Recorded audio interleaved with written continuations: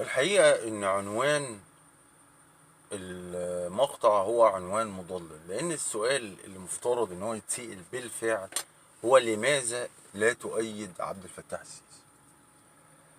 الحقيقة إن طبعا قبل أي رغي وهري وكده، اللي حابب في طبعا أول ما تتكلم بقى أنا أؤيد السيسي وبتاع، يطلع لك سيزيفت، طبل بقى وعرس بص يا حبيبي، انا اساسا شخصيا تقريبا سبب الدين لنص الكوكب. واخد بال سعادتك معايا؟ مثلا عندك مليار ونص مسلم، وبقى على 2 مليار مسيحي، ادي 3 ونص اوريدي سبب لهم الدين، فانا مش هتفرق اساسا قوي ازود عليهم واحد، مش هو ده اللي هيأثر قوي. ف مش هنقعد بقى كل حاجه انا اقولها اصل بيعرس، انت تعرس مثلا قاعد بقى بتضرب بالجزمه بتاع، لا ما تفرقش معايا. ممكن اعمل لك البطل القومي وبتاع، واشتمه يا سيسي يا طاغيه يا واعمل لك الفيلم دوت وبتاع، وده هتلاقي بقى الجماهير بتهلل وبتاع الله اكبر وتكبير واخد بالك، سهله مش مشكله خالص. بس انا فعلا بقول اللي في دماغي. ده النقطه الاولانيه في الموضوع ده. النقطة بقى التانية برضو، الحقيقة انه في نوع، وده مش من ما الواحد بقى عارف شاف الدنيا ديت، في نوع من المراهقة السياسية او الصبيانية السياسية. من يوم ما الواحد يقع على الدنيا لغايه النهارده هي بتحصل قدام عينيه بشكل اصبح مقرف ومقزز. بشكل البني ادم البني ادم في مرحله كده بيمر بيها في حياته، اللي هو بقى مرحله المراهقه بتاع اللي هو بقى انت عايز تثبت وجودك، بقى بقيت راجل وبتاع، بتشرب سجاير، حاطط علبه سجاير في الشراب، ومعاك مجلتين سكس بقى، فراجل وبلغم من صدرك والحاجات الجميله دي. مين بقى اللي منعك من تحقق رجولتك بقى عشان انت تبقى تاخد وضعك في ابوك؟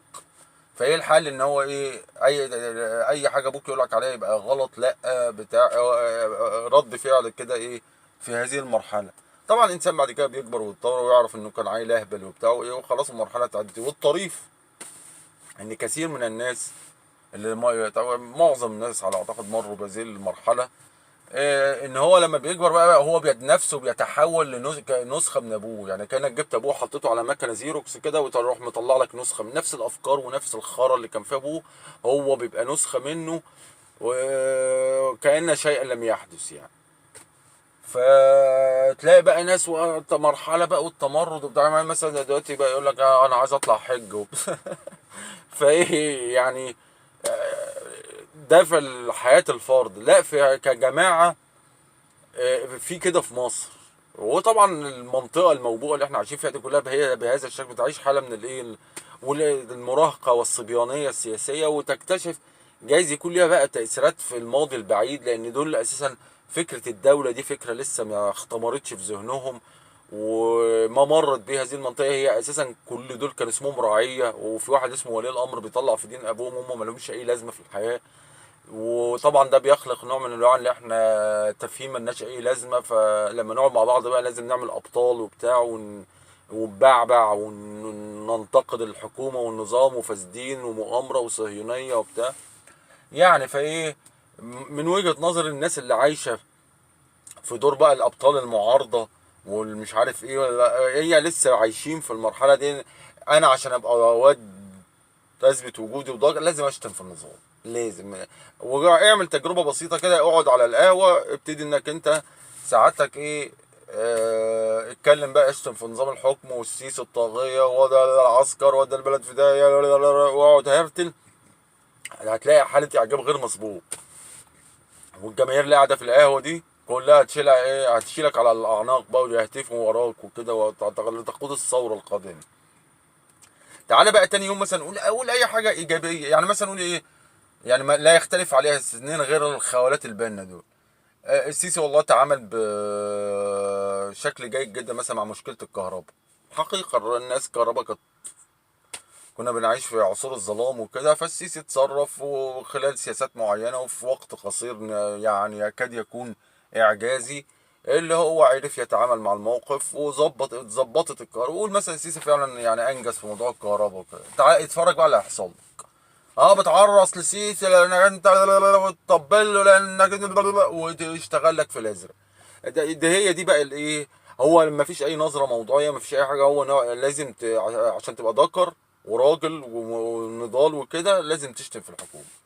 فيعني ايه المرحله دي، او الواحد يعني قرف وبعدين في اي في خلال كل المراحل، سواء بقى ايه سادات مبارك اي دائما الواحد كان يرى، قد تختلف ويكون لك انتقادات على النظام، لكن دائما وجهة نظر الحكومة والنظام هي أكثر واقعية وعقلانية من البهايم اللي الكلام اللي بتقول لك معارضة وزفت، من كلام البهايم دول، لأن هو شغل غوغائية وده مرض مزمن. يعني برضو أحد الحاجات اللي لازم نتكلم فيها إن مسألة الغوغائية دي في هذا المجتمع هي مرض وبائي مزمن. يعني لم ينجو منه إلا يعني قلة قليلة. مش يعني برضه مش عارف اتتبع ايه اللي. وطبعا الاسلام والدين، ما هو انت عشان تبقى مسلم بقى وكده طب لازم كشك بقى وغوايه وتزعق ومؤامره وصهيونيه وقال رسول الله والايه، وتخش لك في الايه في الجو ده. ففي حاله من الغوغائيه المسيطره تماما على العقل، العقل العربي كله من المحيط الى الخليج. واحنا برضه ايه عندنا ايه هذه الطائفه، مش الطائفه ده الغالبيه العظمى الحقيقه في هذا الشعب. هي ده ما يعني نادرا ما تستطيع ان تحصل على جمله مفيده. انت عايز تبقى عايز مبتدا وخبر او فعل وفاعل.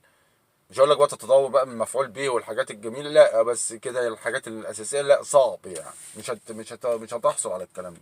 فدي مشكله خطيره بتؤدي بقى ايه الاونطه اللي بيعملوها المعارض بقى والسيسي العسكر الاونطه. نقطه بقى ثالثه دي بقى مهمه، لان انت بقى ايه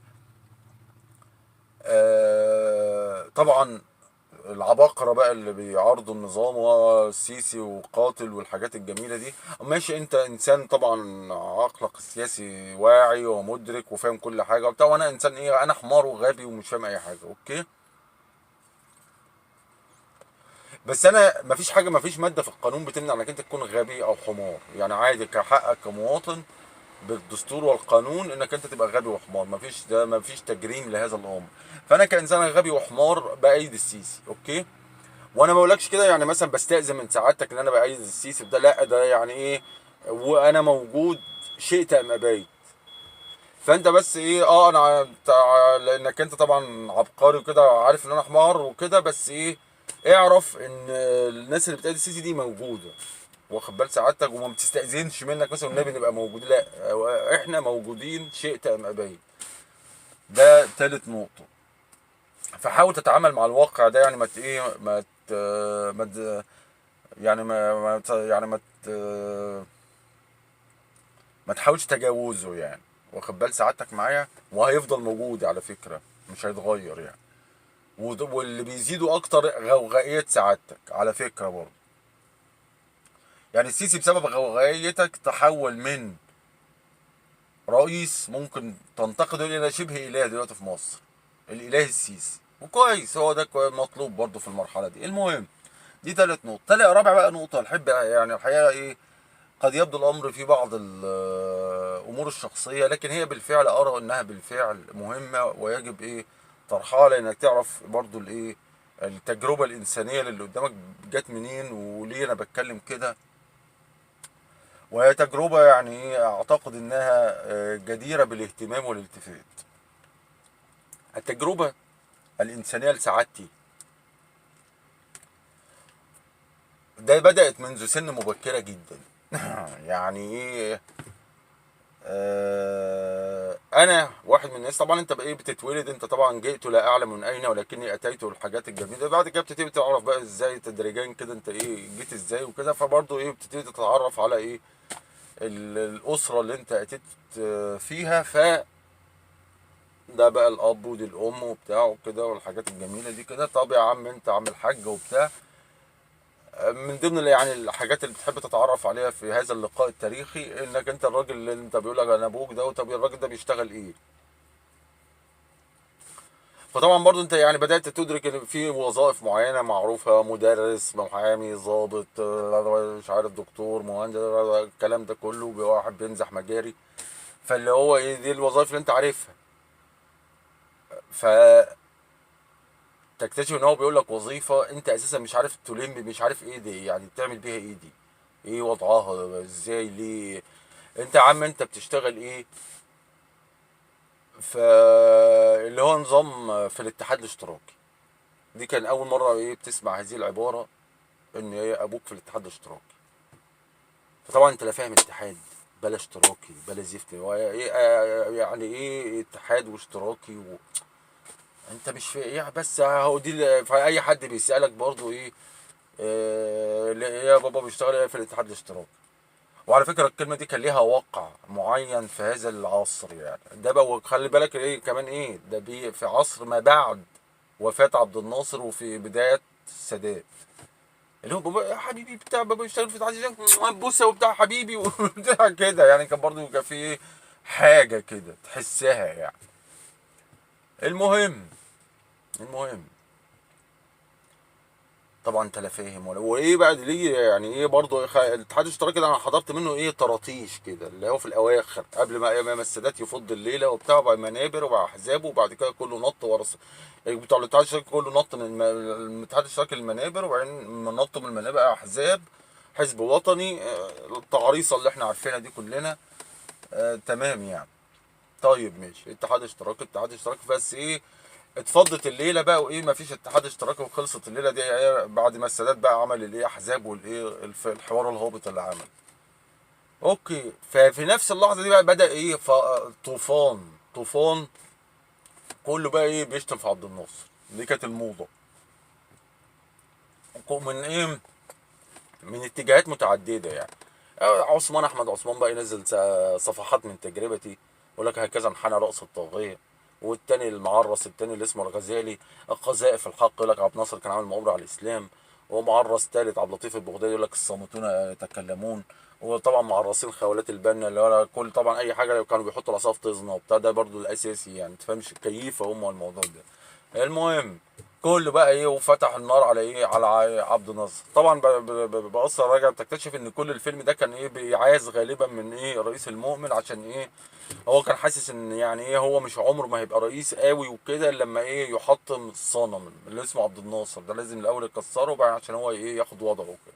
يعني ده تخميني عن هذه اعصار الشتائم في عبد الناصر. المهم في نفس اللحظه دي بقى بدأ يظهر ايه في حياتنا برضو ايه شخصيات مختلفه شويه. شوف بقى الناس اللي هي بتاعت ايه، زبيبه بقى ودقون وسبحه، وتروح مثلا بيت حد تلاقي واحده لابسه كيس زباله فكده.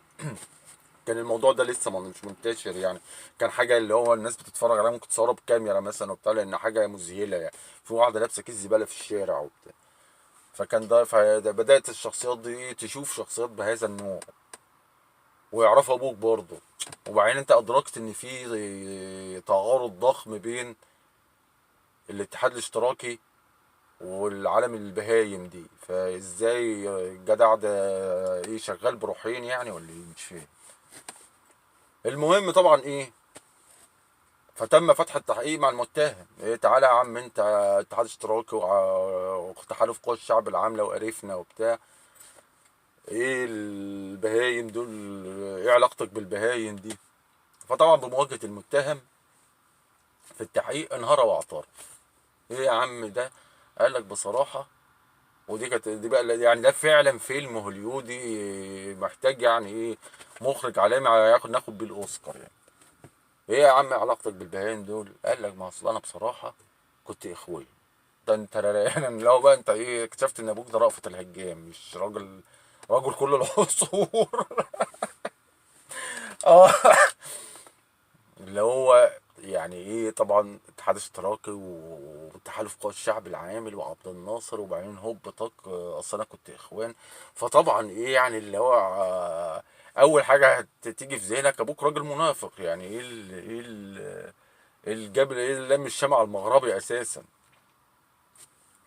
طبعا تم فتح تحقيق جديد مع المتهم، حتى حيث يدلي ادلى باعترافات تفصيليه عن تطوره التاريخي. الحقيقه هو فعلا هي فعلا قصه تصلح لهوليوود فعلا يعني. ايه يا عم، طب ازاي بقى انت كنت اخوان وبعدين بقيت اتحاد اشتراكي؟ يعني ازاي، يعني ازاي عرفت ازاي تعملها دي؟ وده عبقرية المواطن المصري، عشان تبقى فاهم يعني. هي دي عبقرية المواطن المصري في الحقيقية، تكمن في هذه النقطة. الاخ اللي هو ابويا، اللي هو اساسا نشأ وترعرع، اللي هو في فيلم بداية ونهاية، اللي هو ظلام دامس، اللي هو من القعر، يعني اللي هو اساسا سبع اخوات واب وام. الاب اساسا شغال اللي هو زي عريف او شاويش في الشرطه، اللي هو زي شبه، كان عندنا صوره اللي شبه الشاويش عطيه كده، ولابس الطربوش بقى والعيش اللي هو بالتوكه النحاس دي زي كده، ومن هناك وبتاع الاونطه دي. واللي هو ساكنين في بدروم في حاره، يعني مش كفايه في حاره، لا كمان في اللي هو في الجحيم يعني، تحت في حته بنت دين كلب. الجد اللي هو جدي ده اللي هو ابو ابويا ده اساسا مات بالسل، عشان حتى تدرك مدى دين يعني، يعني جاب من تحت خالص، بس ابويا نفسه جاله السل.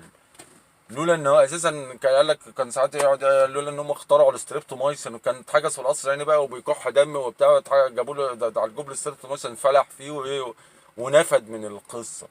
برضه عشان الناس اللي هي بتحاول تصور ايه على الملكيه بقى، اللي هو مصر زمن الفن الجميل وبتاع، كله بقى ليالي الانس في فيينا وبتاع، لا ما كانتش ليالي الانس في فيينا قوي وبتاع برضه، كان في كحرطه جامده يعني. فالراجل اساسا جدي طار ومات. وده يديك بقى برضه فكره ازاي بيتم تجنيد العيال بتاعت الاخوان ديت، وكثير منهم بنفس الشكل يعني.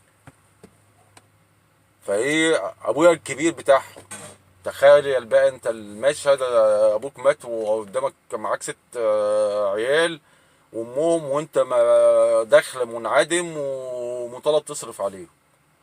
فطبعا ايه، انا لو مكانه يعني، انا فعلا انا النهارده لو مكانها هطلع اجري اساسا، مش اعمل ايه في الكارثه دي.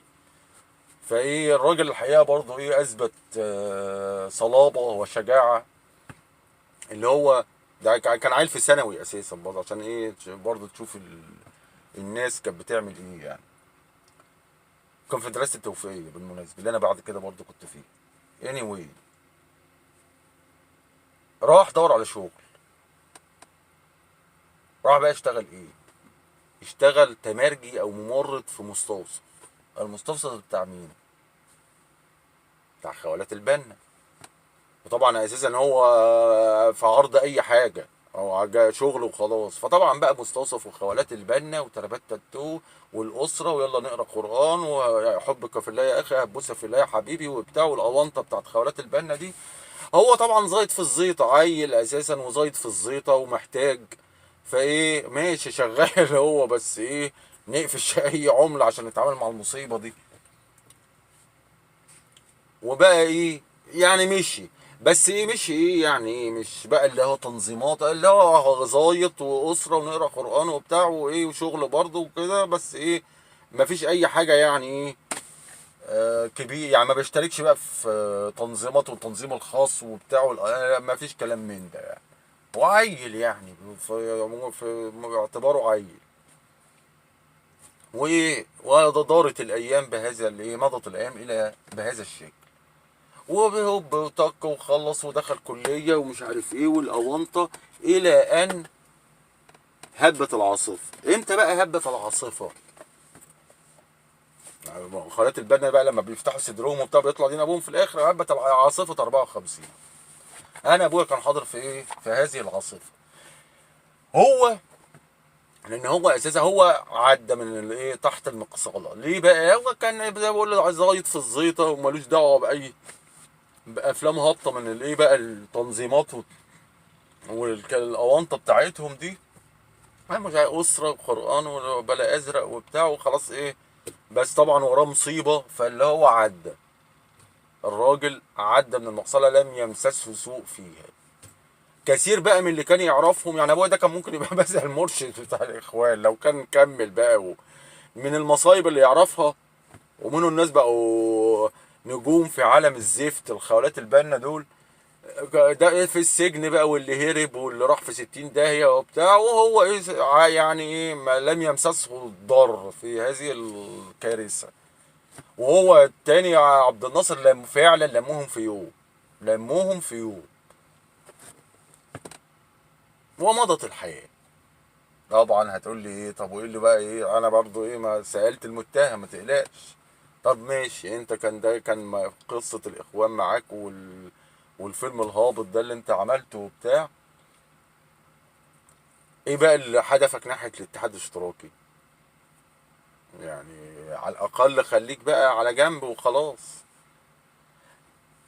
طبقا لاقوال المتهم، وانا لا اجد اي يعني داعي لعدم تصديقه، هو قصه حقيقيه من فمه، قال لي انا لا رحت اشتركت، عشان برضه تفهم ايه التنظيمات السياسيه دي. طب مساله التنظيم الواحد دي كانت بتتعمل ازاي، وايه الفيلم بيحصل ازاي؟ قال لي انا رحت ولا اتنيل، انا قاعد في حالي. ابويا بقى من نوع الايه، غيري بقى مؤدب، انت واخد بال سعادتك معايا، وايه وسياسي كده ولطيف وحبوب، وياخدك على كفوف الراحه وبتاع، يعني برضه ايه، ويدرج لك قفاك ويحط لك بودره وتخرج مستريح وبتاع، وانت لابس احلى خازوق، بس اللي هو تخرج مبسوط يعني، واجتماعي بقى وكلمه الحلوه وبتاع. وبعدين برضه كان ايه، في اي قعده كده برضه ايه بيخش على الزبون الاول يديله الايه حقنه البنج الانترافاليه في الاول كده، اللي هو ايه الحديث بالايه بتاع عشان ينام الزبون، وبعد كده يخش بقى عليه بالايه بالتقيل.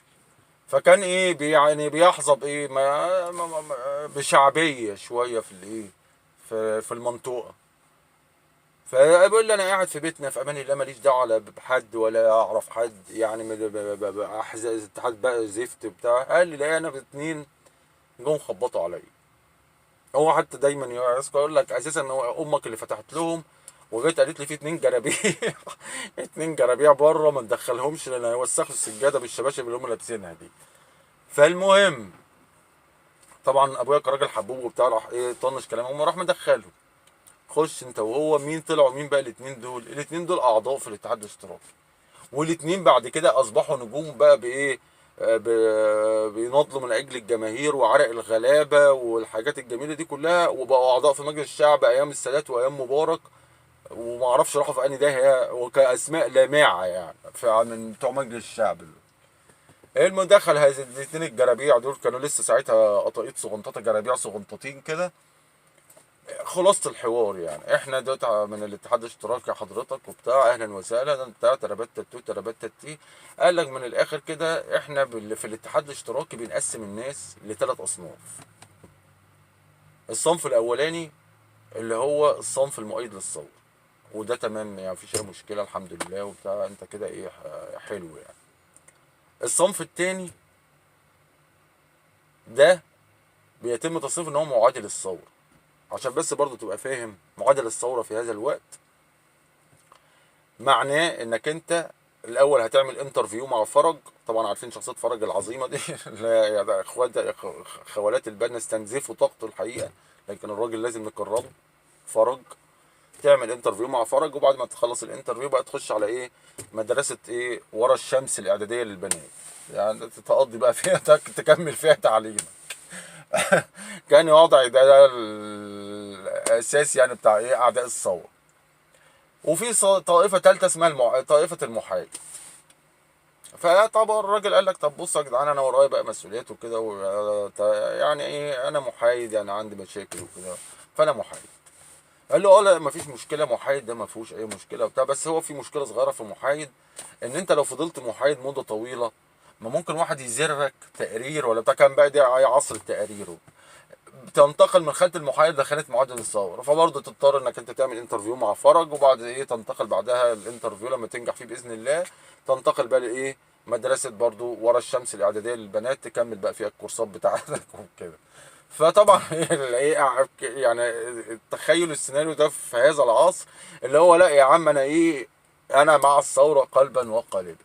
وهكذا اصبح هذا الرجل اللي هو اساسا بدايته كانت اخوان، اصبح عضوا في الاتحاد الاشتراكي.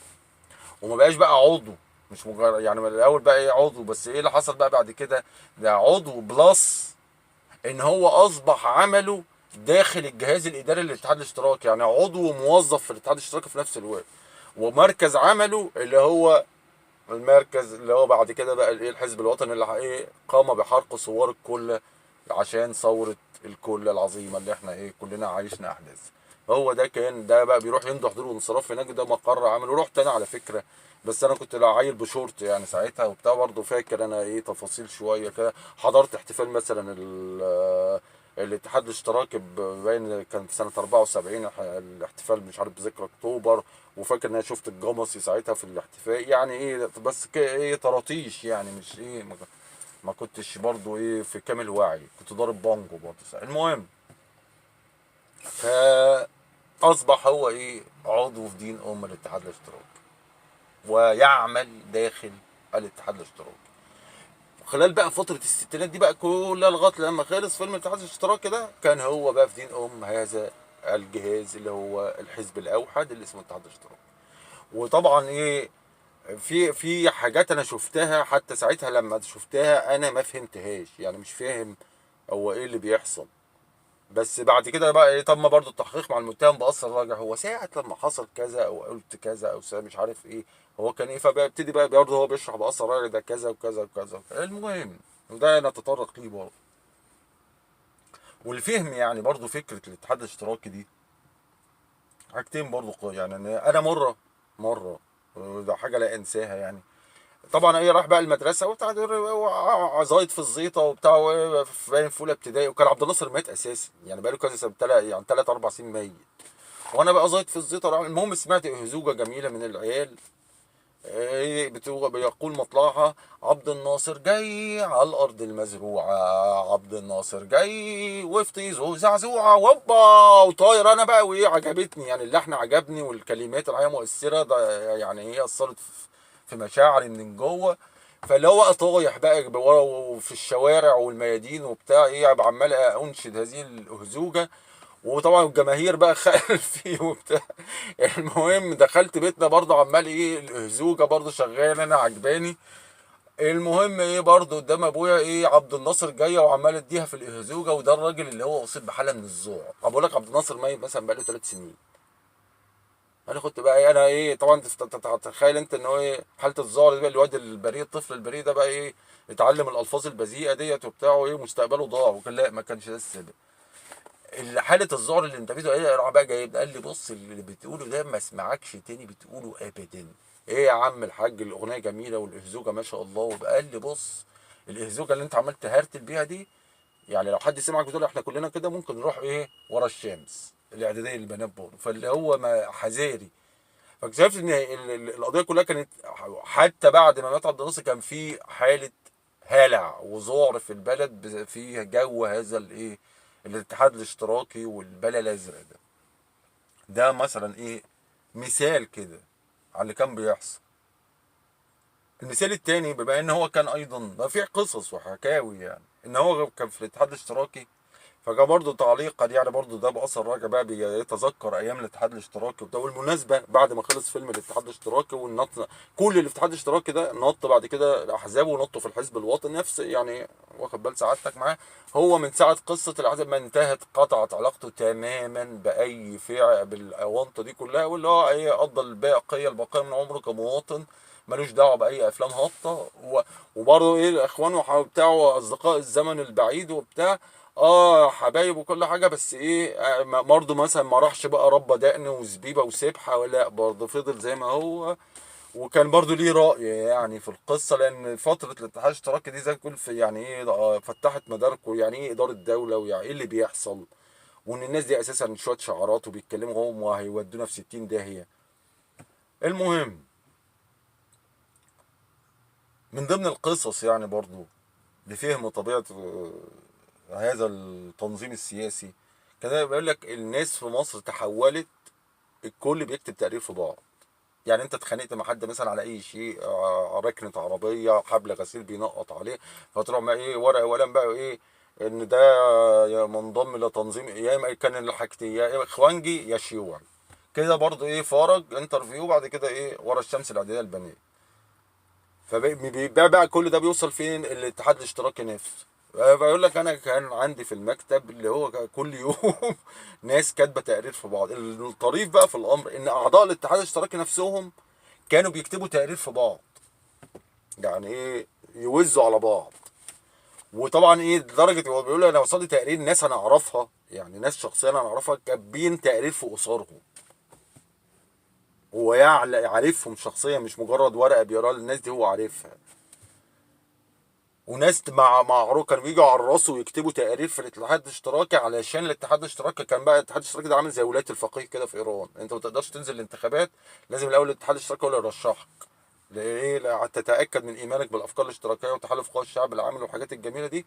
فانت لازم تروح تعرس في الاتحاد الاشتراكي علشان الاتحاد الاشتراكي ايه ينزلك في الانتخابات. ما دام الاتحاد الاشتراكي نزلك في الانتخابات يبقى هتنجح. فكان مثلا من ضمن الامثله دايما كان يتذكرها يعني من الناس اللي كانت بتيجي تعرس، كان كمال الشاذلي. كمال الشاذلي ده كان محامي من الجربوع من المنوفيه، بيجي بعجله وشبشب اتحاد اشتراكي وبتاع صباح الخير وبتاع ورق تقارير ويكتب تقارير في زمايله وبتاع، ويدي ده بزومبا وانا والنبي عايز اترشح وعشان خاطري وكده وانا مؤمن بكل الافكار الاشتراكيه وبتاع تقارير وبتاع ويعرس ويشحت من ده سندوتش وده كوبايه شاي وده كان ايه اللي بعد كده بقى زعيم. المهم فايه بقت دوله التقارير، كل الناس عماله تكتب تقارير في بعض كلمحات بسيطه يعني من الفتره. فانا بقى يعني ايه خلق يعني. ومن ضمن الانشطه بس ده اللي انا متذكره جيدا يعني ان انا قعدت مده طويله في هذا الامر، من ضمن الانشطه اللي كان بيقوم بها هذا الرجل المنضم الى هذا تحالف قوى الشعب العامله، اللي انا متذكره تماما يعني انا حضرته بالكامل، هو بناء جوامع.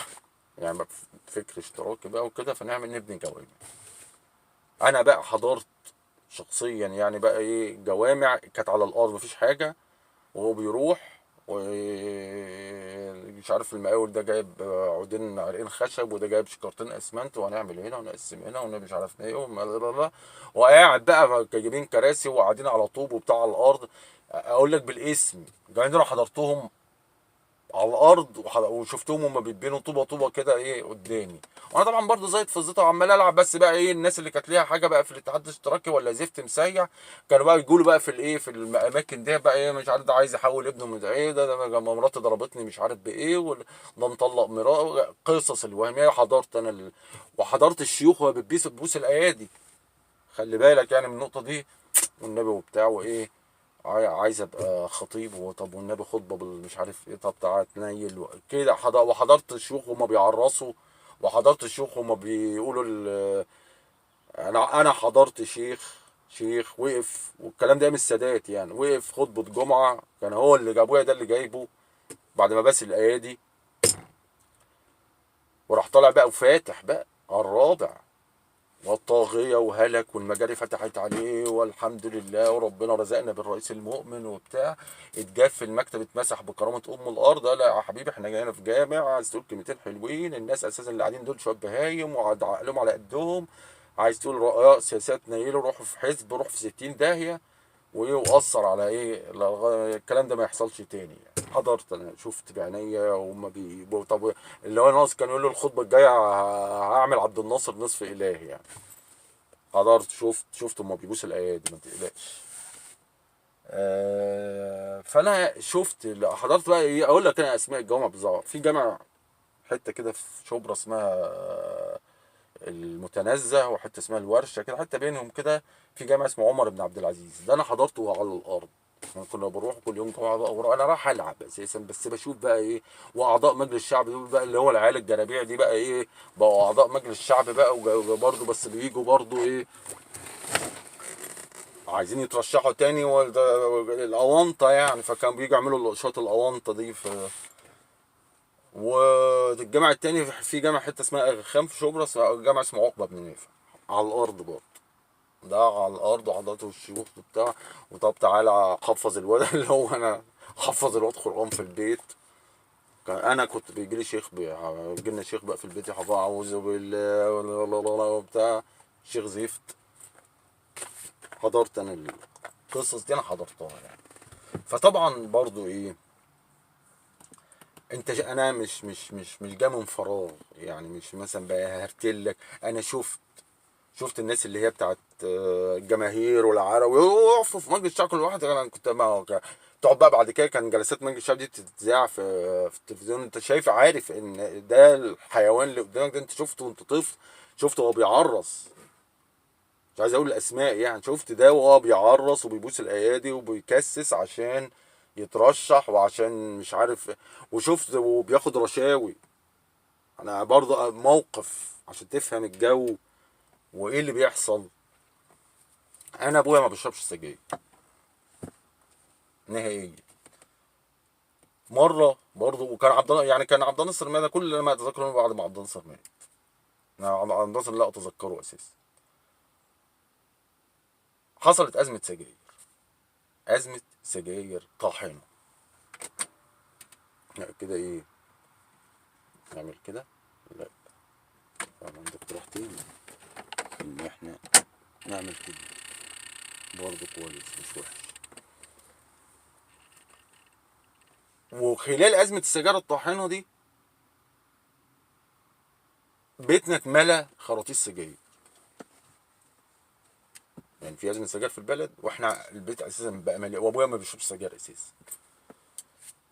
ما انا لا فاهم حاجه ولا، بس بعد كده قلت له اساسا موضوع السجاير كان ازمه سجاير والبيت دي وبقينا عندنا 1000 خرطوش سجاير. ايه موضوع، كان ايه قصه السجاير؟ ايه بقى قصه السجاير؟ لما حصلت ازمه السجاير، فالدوله ممثله في الاتحاد الاشتراكي. هناك بقى عناصر كانوا بيسموها ايه، العناصر التاثيريه والعناصر التخريبيه، عناصر مهيجه وعناصر تخريبيه. فهي يبقى في ازمه سجاير في البلد، فهي تبدا العناصر المهيجه في تهييج الجماهير. الحكومه ولا اولاد الوسخه بتاعوا سرقونا في السجاير.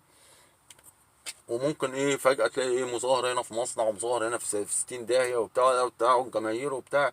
فالاتحاد الاشتراكي بقى بيعمل ايه؟ هو عارفهم، وكان الاتحاد الاشتراكي ده مخلط قوي مع ايه، ما كانش حتى فيها امن دوله، كان المباحث العامه اسمها باين المباحث العامه، مخلط معاهم يعني. الاتنين ايه متجوزين عرفي مع بعض. فايه نعمل ايه بقى ايه عشان الجماهير الهايجه، العناصر اللي هي ممكن ايه تقوم البشريه ديت وبتاع، كل واحد بقى يتجاب تعالى يا حبيبي وبتاع ايه خرطوشتنا ايه، واقعد اتلم واقعد ساكت ايه عشان ايه مش عايزين لوك كتير. كل واحد بقى برغوت على قد ده بقى 14 خراطيش، ده خرطوشتين، ده علبتين سجاير، ده سجارتين فارت، ده سبارس، اللي هو كل واحد على قد ايه قدرته التهييجيه، بحيث ان هو يحيد الناس اللي هي بتاعت النضال والكفاح دي، وايه وينيموا الناس لغايه لما ايه المشكله تتحل وتعدي وبتاع. هكذا كانت تدار الامور. واخد بال سعادتك معايا؟ طيب انا برضه من ضمن الاسئله المهمه اللي لازم تفهمها، العيال دي اللي هم اساسا شويه جرابيع، ايه علاقتهم اساسا دخلوا ازاي الاتحاد الاشتراكي ده، ولا إيه يعني ايه علاقتهم اساسا بالقصه من اساسها؟ القصه ما يلي. العيال دي عمال في مصنع، ما كان انا عارف المصنع اسمه، حتى كان اسمه مصنع داوود عدس في شبرا، مصنع نسيج معفن. لو مثلا قطاع عامل ازاز مكسر والناس كاتبه على الحيطه كصمك يا حسنين والحاجات الجميله دي، والناس بتروح تشخ جنبه. ف قال لي دول عمال بداوا كعمال في مصنع. طب ايه اللي ودى دين دولت للاتحاد الاشتراكي؟ قال لك لا، ما هو الاتحاد الاشتراكي ومع برضه بقول لك متجوز عرفي مع الايه امن الدوله، اصبح في ظاهره انما في مصانع القطاع العام والحاجات دي، طبعا بالاضافه للعناصر التهييجيه، في بقى ظاهره تانية العناصر التخريبيه. ليه العناصر التخريبيه؟ لان اساسا عندها العامل بقى عامل قطاع عام، فهو كده كده واخد مرتبه، فبدا بعض العمال ممكن يروح مبوظ لك مكنه، ضارب لك بقى ترس، قاطع لك سير، عامل لك مصيبه في ما هو المكنه بتاعته هو ما اشتغلش، وفي نفس الوقت هو واخد مرتبه، فده طبعا من مصلحه هذا ده عظمه القطاع العام يعني والحاجات الجميله دي، ان هو ايه يبوظ مكن. فطبعا اصبح من ضمن مهام امن الدوله ان يكون ليها عيون داخل كل المصانع، ان بالنسبه للتجمعات العماليه وكده، مين بقى بيخرب، مين بيهيج، مين بينيل 60، ايه القصه اللي بتحصل جوه المصانع، علشان يتفادوا، لان ممكن يعني مثلا موضوع ازمه السجاير ده تلاقي عامل مصيبه في مكنه وعطل المكنه، عطل الانتاج، اهو ما تلاقي مصنع واحد حصلت ازمه سجاير. وطبعا تخيل انت الشعب ممكن ينزل، وانا واحد استغرب يعني، طب ماشي في حصلت ازمه سجاير ايه يعني قال لا انت، ما هو انت مستهتر يعني. ما انا مثلا النهارده حصلت ازمه سجاير فما فيش سجاير، هعمل ايه؟ هنزل اولع في البلد؟ ما هقتل لي قتيل مثلا عشان ما فيش سجاير؟ خلاص هتنيل اقعد ساكت واقول لك هتبقى جت منهم فرصه الواحد يبطل كده يعني. لا قال لا، إن ممكن فعلا يحصل تهييج للناس وبتاع، تلاقي بقى مظاهرات في الشوارع وسلب ونهب وبتاع. انت فاكرها يعني حاجه يعني مش مهمه؟ لا، بالنسبه للكثيرين ممكن يتم استخدامها حتى للتهييج.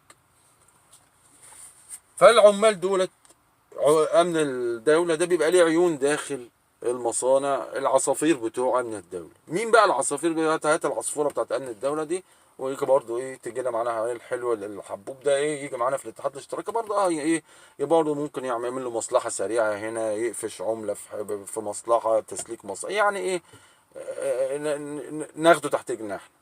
وهكذا العمال اللي كانوا قال بقى بدري فرغالي على عيطة دوت، على الواد بتاع اسكندرية ده اللي اسمه مش عارف زفت. العيال دي هي بتبدأ بدايتها كده عصافير أمن دولة، ويلا بقى ايه نرشحه بمجلس الشعب، ده طلعه فوق شوية بتاع كده يعني. كان ده وضع هؤلاء الناس. ازاي هم كانوا بيبتدوا؟ ومن برضه الطرائف عشان بقى ايه نخربها، ما يسمى بالتنظيم الطليعي. انا ما فعلا انا ما اعرفش ابويا ده كان في تنظيم طليعي ولا ايه، لكن هو دايما كان مثلا اي حد يظهر يقول اه ما ده كان تنظيم طليعي، ده كان تنظيم. مين الاسماء انت يعني مثلا رفعت المحجوب، احمد فتحي سرور، عمرو موسى،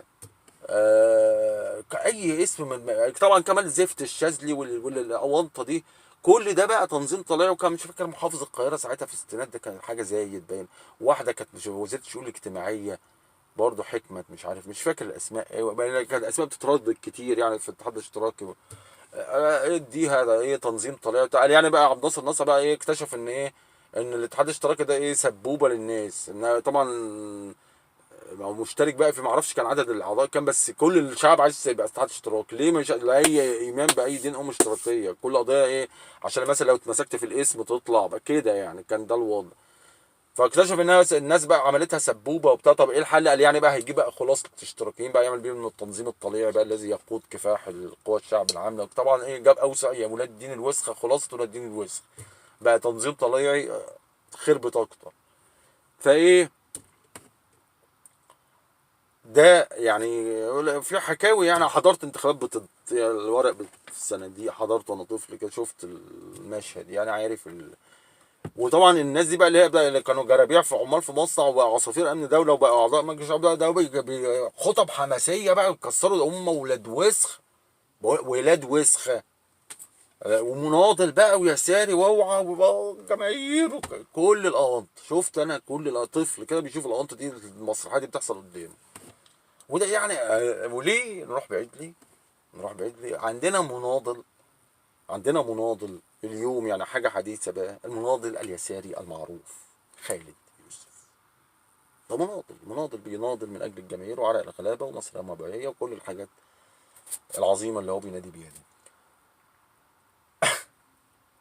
الحقيقة الواد ده عمل حاجة بصراحة يعني أنا بحسده عليها، يعني على كمية البجاحة اللي هو فيها. فعلا كان نفسي إن الواحد يبقى إيه بجح وابن دين كلب زيه كده، عشان إيه فعلا لو وصلت لدرجة دي الأستاذية في البجاح، لو وصلت لهذه الدرجة في البجاحة بعد كده مش هيهمك، هتمشي في الشارع بلط، مش هيهمك أي ابن دين وسخة في طريقك، هتدوس العالم بكمية البجاحة اللي عند هذا المناضل. الراجل ده بمنتهى البساطة، القصة بمنتهى البساطة. وانا اعرف ان خالد يوسف ده اساسا كان من قلاضيش يوسف شاهين، اللي هو طيب انت في المرحله بتاعت يوسف شاهين دي انت عايز تعمل عميق ومثقف وافكار وكده وواد فاهم كل حاجه، فتبقى ايه تقول انا بقى ايه بشوف بقى ايه يوسف شاهين قال يعني عميق ده انت عميق، واخد بالك؟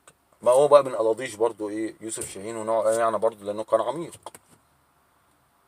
فطبعا وانا لا يعني انا ما شفت يعني مره اتفرجت على جزء من فيلم لخالد يوسف اسمه دكان شحاته، اللي هو ايه في حيطه مشروخه او كان في التريلر بتاعه حاجه كده. وبقى بيحط عليها بقى صورة عبد الناصر، يداري الشرخ في الحرب بصورة عبد الناصر بقى، يعني اللي هو الرمزية السامجة بنت الوسخة اللي اندهست. وهو اللي يعني انا شفت الله اللي هو لسه في ناس بتعمل سينما كده يعني. فلا يعني ايه، هو ده الوضع الايه الحقيقي للسيد خالد. هو عامل بقى المخرج العبقري. ماشي، مش قضيتي. العم خالد يوسف، استاذ خالد يوسف، الراجل عمل حمامة بروحين. وهنا نتوقف قليلا امام هذه اللحظة التاريخية. الراجل عمل حمامة بروحين. هل يوجد في القانون او الدستور شيء يمنع المواطن ان هو يعمل حمامة بروحين؟ بالتأكيد لا. ليه؟ لان المشرع المصري هو اولا لا جريمة الا ايه؟ بنص، ولا عقوبة برضه الا بنص. طيب والمشرع المصري خياله الجنسي والفانتازيا الجنسيه بتاعته لم تكن تتخيل في وقت وضع التشريعات ان هو ممكن واحد يعمل حمامه بروح. ان هو فكره ما كانش بيفكر خارج الصندوق. هو كان كل الحمامات اللي يعرفها الحمامه بروح واحده. طبعا ده ايه؟ تفكير عقيم. هنا بقى يجي تفكير خارج الصندوق. بدأ بخالد يوسف حمامه بروحين. فالراجل عمل حمام بروحين التي لا يوجد نص لتجريمها او اي شيء من هذا القبيل. لكن الشعب المصري المتدين بطبعه صار في وجه هذا الانسان المنحرف ابن الوسخه اللي بيعمل حمام بروحين طبعا على الوش زي ما فهمناكم قبل كده. القضيه كلها بالنسبه للجماهير الغاضبه من هذا المجرم اللي بيعمل حمام بروحين ان هو هذا اللي الزنا بقى وبتاع ابن الوسخه وبتاع، شوف بيعمل ايه ده ايه اخلاق بقى وايه دين واحاديث وكده، ده الفوق على الوش. لكن الحقيقه الامر ان اي كلب من اللي كان قاعد يهوى على بقى خالد يوسف يتمنى ويتمنى ولا يبيع نص عمره قصاد حمامه بروحين واحده من بتوع حمامات الاستاذ خالد يوسف. لكن هيهات هيهات هيهات هيهات. وطبعا مفيش لا اساسا لا حمامه بروحين ولا حمامه بروح واحده، فنعمل ايه؟ طبعا هو ابن الاحبه عمال يعمل لنا حمامات ويصور وبتاع، فنطربقه على دماغ دين ام ونجيبها بقى، ما هو فيها لخ فيها، ما هي دي النظريه. انما الحمامه بروحين واحنا قاعدين نضرب عشرات، لا، يفتح الله. فطبعا الشعب بقى السائر بقى من اجل الفضيله والاخلاق وايه، وعم خالد يوسف فتح.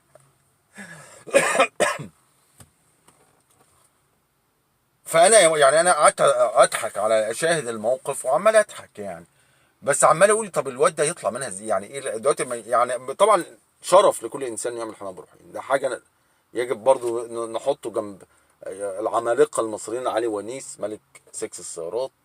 عندنا برضو نموذج مشرف كان مين اسمه، اللي هو الراهب برسوم المحرقي، ده طليعي في هذه العمليه.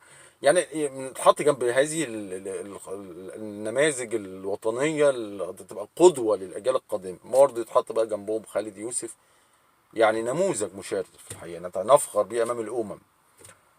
فهيعمل بس مش منظر برضه انك انت بقى الناس كلها يعني بتتفرج عليك وبتاع على النبوت بتاعك دوت وبتاع، يعني مش لطيفه يعني، انت فاهم، برستيجك برضه ممكن تهز شويه.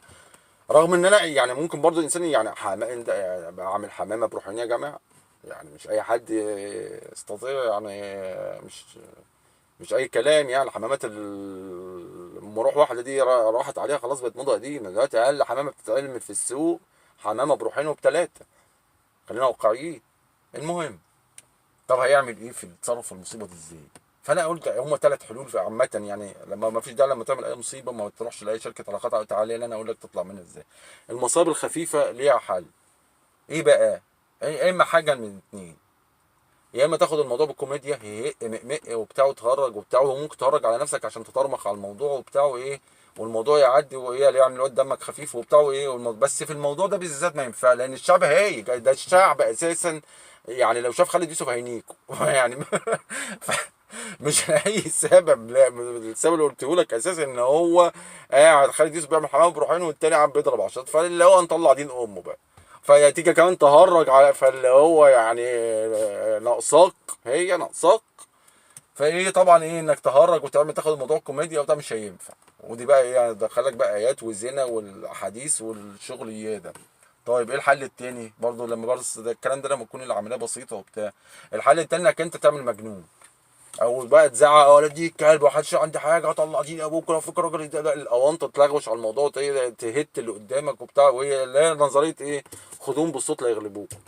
بس برضه الموضوع ده في شعب هايج هينيك دين امك يعني ما ينفعش الكلام ده مثلا مع اصحابك بتاع حاجه بسيطه، نصبت على واحد نصبايه خفيفه بتاع تعمل مجنون يعني انت فاهم ممكن تمشي انما تروح مع قدام 100 مليون ينيكوا دين امك. المهم ايه بقى الحل التالت؟ الحل التالت هو ده اللي انا كنت اخترته لخالد يوسف. قلت له بص يا عم خالد، ده طبعا ما فيش حوار مباشر بس انا في ذهني قلت هو ده الحل السليم. اول حل، اول حاجه خطوه، هو حل متعدد الخطوات. اول حاجه تختفي تماما، لا تظهر على شاشه الرادار ولا بالطيب ولا بالراضي نهائيا. شوف لك مصيبه الاول اتداري فيها، اقعد لك شويه، بعد كده شهر في التاني الناس ايه تهدى وكل واحد يشوف له مصيبه تانية يتلهي فيها، وهوب طق خالد يوسف ايه لابس ملابس الاحرام، طق الفطين اياهم البيض زي المجانين كده، وتروح ايه ناطط في السعوديه ايه خالد يوسف ايه بيلف حوالين ايه الحرم بقى وبتبكي. اهم حاجه تعيط، اهم حاجه في القصه دي انك تعيط، معاك ازازه الجليسرين بتاعتك وبتاع حتتين كده وايه وهي مق برضه وبتاع وتعيط وقل يا عبادي الذين اسرفوا على انفسهم وبتاع الحتتين دولت وياتوا النفس المطمئنه ادخل ايه اه يعني القرآن مناسبات برضه. المهم وتعيط وكده وايه صور بقى واوضاع مختلفه وبتاع وخشوع ومرسي زي مرسي كده بيقعد كده والحاجات دي تعملها بقى ايه الشو ده تعملها ايه فايه واديها على السوشيال ايه مواقع التنكح الاجتماعي، تغرق مواقع التنكح الاجتماعي بالايه بالصور بتاعت خالد يوسف، توبه خالد يوسف. طبعا ايه الناس ايه هينقسموا، اهم حاجه انهم ينقسموا يمسكوا في بعض ويسيبوك هو لو الناس هيقول لك ده منافق ابن وسخه بيستهبل وبتاع عادي ده هيحصل، وفي من الناس طبعا يا جماعه وبتاع يجي الاخ خالد يوسف رجع الى الله وتاب على ما فعل، فيمسكوا بقى في بعض ويقعدوا يشتموا، ده يقول له لا ده المنافق، الثاني يقول له لا دي توبه نصوحه وبتاع غرف 60 ده هم الاثنين اهم حاجه انت ايه لهيتهم بس شويه برضه ايه تهدى شويه كده وايه تركز وبقى ايه دقن انت اساسي دقن برضه موجوده، حاول برضه حاجه هنا كده سودا وبتاع عشان قال يعني من ايه من كتر بقى قيام الليل وبتاع عشان وبرضه ايه تطلع ممكن في حته كده تروح قايل بقين يا جماعه يعني كل ابن ادم خطاء وخير الخطائين التوابين وبتاع واحنا الانسان يعني موضوع تعبير كده بتاع التوبه وبتاع، وتشوف لك اي شيخ حسان بقى اي ابن احبه من دول ايه قال يعني تحضر عنده بقى وبتاع وتعيط برضه شويه يعني ما توقفش العياط، اهم حاجه تستمر في العياط. ابن الوسخ ابو روحين ابو حمام ابو روحين ساب كل النصائح دي وراح بقى داخل قال لك ايه النظام، لان انا بعارض النظام وبناضل فالسيسي مش عارف بيطلع دين امي لان انا يعني انا عايز اسال برضه سؤال يا ابن الاحبه، يعني هل انت بتكلم مغفلين؟ يعني هل للدرجه دي احنا مغفلين في نظرك بحيث تطلع تقول البقين دول يا ابن الشرموطه يا ابن المره الوسخه؟ نضال ايه اللي بتنيل على دين امك يا ابن الاحبه؟ طبعا الاخ ده شغال كان حمدين بقى من شله حمدين وياه والنضال والجماهير والعرق ده مش عرق ده سوائل منويه يا ابن الاحبه، وبنحاول نشوف لك حل ومنفعه بطلع لي تقول لي نضال والناضل ضد النظام فعشان كده والنظام اللي راح صورك ده انت مصور نفسك يا ابن العرس، يعني انت عاملها على دكر بقى انت واد جامد وبقى مش بقى الحمامه وروح واحده بتاعتكوا دي الاوان، لا انا بعملها بحمامتين يعني حمامتين في حمام فده ده لا ده كده الموضوع ده فتحنا الموضوع شويه. المهم يعني دي مقدمه لل 372 الف مقطع اللي انا هقولهم بعد كده عن لماذا انا يعني بس اديكم خلفيه تاريخيه كده لماذا انا اؤيد بعد كل هذه المصايب والبلاوي، ولسه في بقى ما هفتح بقى ايه باب الذكريات.